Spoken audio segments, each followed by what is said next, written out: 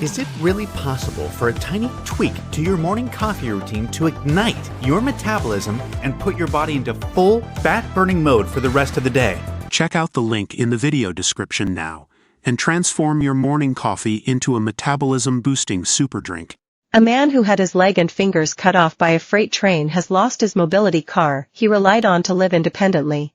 Tariq Hussain, from Slough, miraculously survived a catastrophic train accident in his early 20s that cost him limbs and put him in a coma for almost a month. He was crushed under a heavy train carrying bricks after he fell off the platform at Reading Station at 3 a.m., dragging the young man for a third of a mile before it was able to stop. Tariq, now 44, has been able to focus on his job as a customer service advisor, take his teenage son to practice, and coach kids football thanks to his adjusted car making it possible for him to drive with one leg. With his body breaking down, Tariq decided to apply for extra care allowance to pay his mom for cleaning help as he can't reach certain places and has to top around to Hoover. And basic tasks such as cooking, cleaning, and even buttoning up a shirt are difficult and take a toll on his body as he uses crutches most of the time.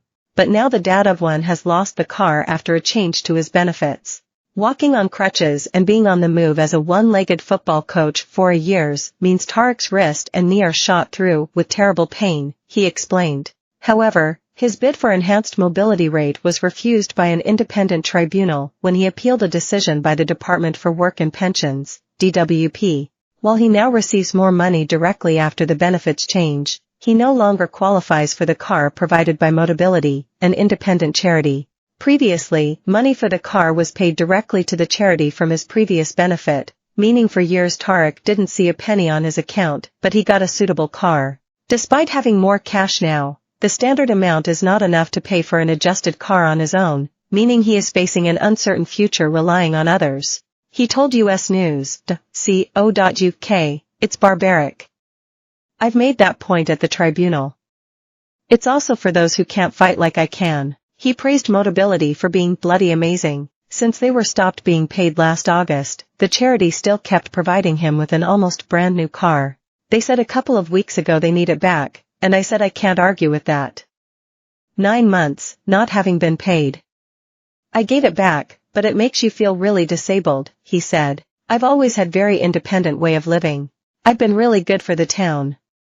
I don't just sit by, I'm a full-time worker. I've always paid my national insurance, I've coached children, I've mentored newly disabled, I've had a family, and this is the first time this feels very threatened. After the devastating news at the beginning of June, his friend set up a GoFundMe campaign to raise money to help him buy an adapted car of his own. Tariq said doesn't remember what happened, but he was told his leg was amputated at the scene just below the hip and he had degloved both of his arms and wrists.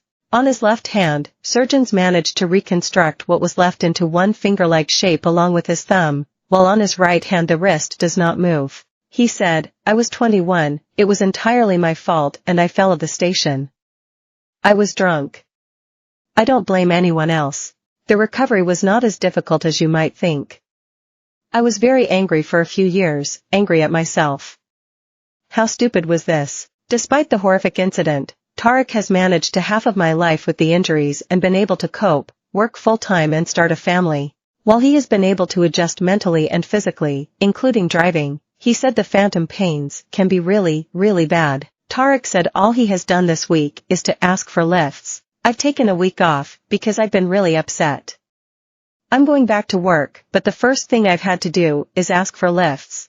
My boy lives across the town, and I've not been able to see his as much. I've only got a couple of really important things in my life, my family, job, football, and I can't do any of those without it. While his work is located less than a mile away from his home, hopping on crutches on an uneven and wet surfaces can be dangerous.